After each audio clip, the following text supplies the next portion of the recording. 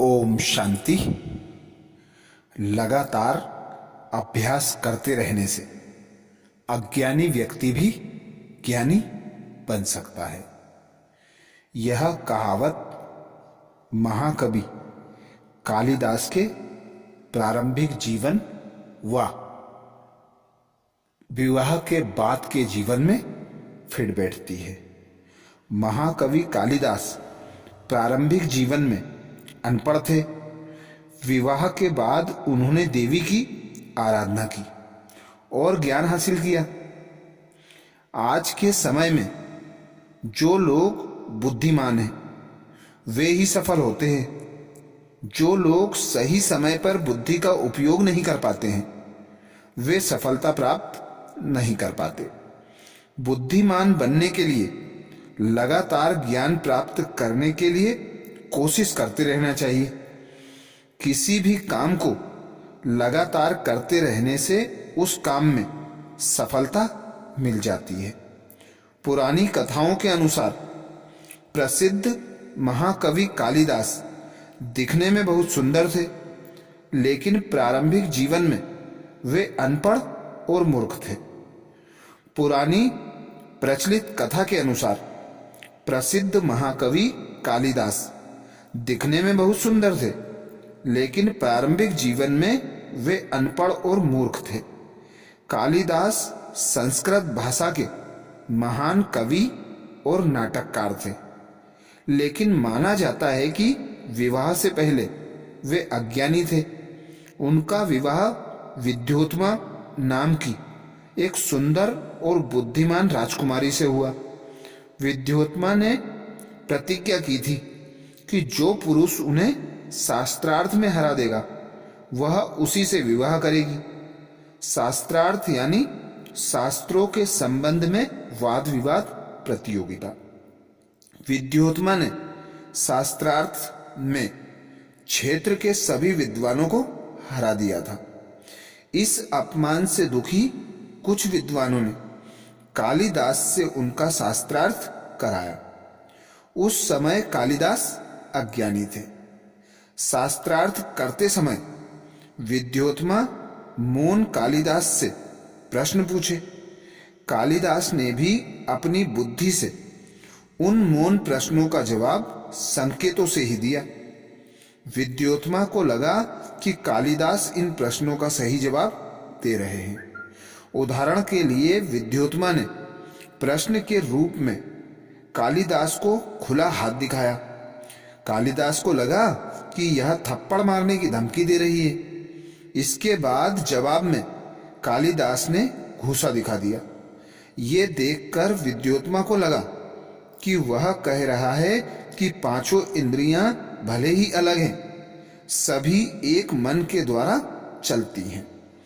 इस प्रकार विद्योत्मा कालिदास से प्रभावित हो गई और उनका विवाह हो गया।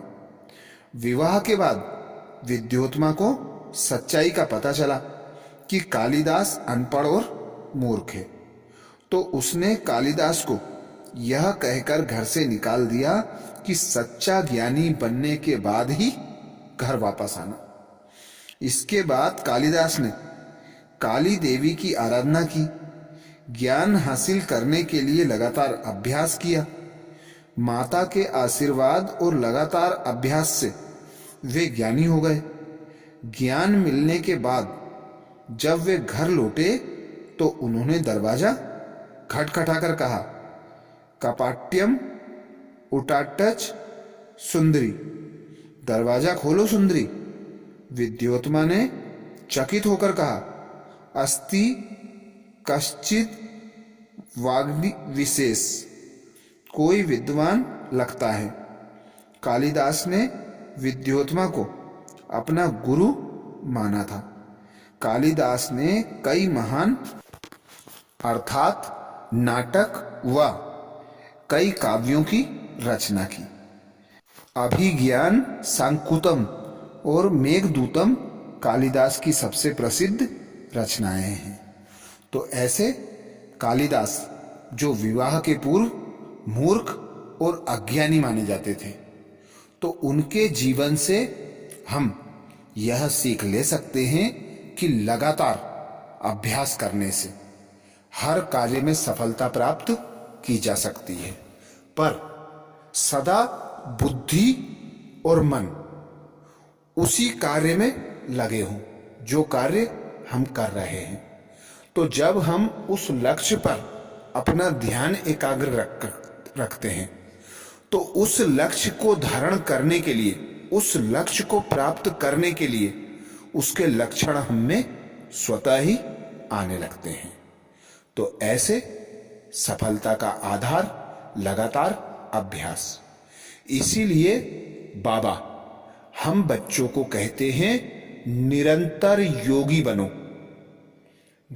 ज्ञान का मनन चिंतन व बाप की याद की लगन में मगन रहो।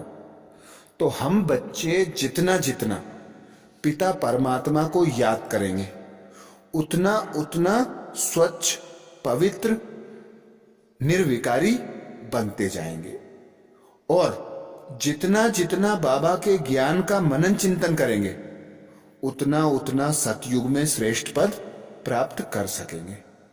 तो ये कहानी थी कालिदास के जीवन की। ऐसी और कहानियों के लिए बाबा के चैनल को सब्सक्राइब करें। अब देखते हैं कालिदास जी ने सभी के लिए सफलता के क्या मंत्र दिए।